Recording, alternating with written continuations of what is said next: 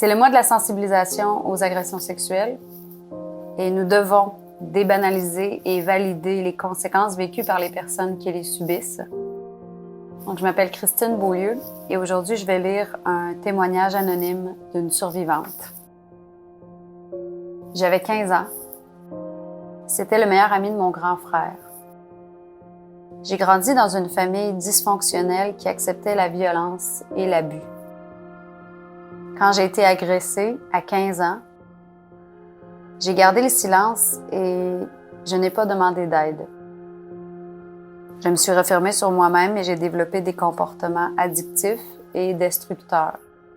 Je me suis appliquée à anesthésier mes émotions et mes sensations. Mais comme je cultivais une vie toxique, j'ai aussi collectionné les relations toxiques. À 30 ans, je suis follement tombée amoureuse d'un manipulateur.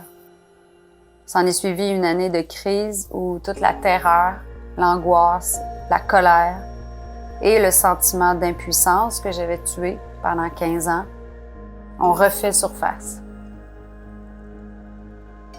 7 ans et une thérapie plus tard, je me sens plus en paix avec ce que j'ai vécu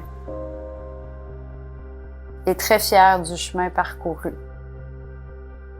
Cependant, je continue de vivre avec un sentiment d'insécurité et beaucoup d'anxiété.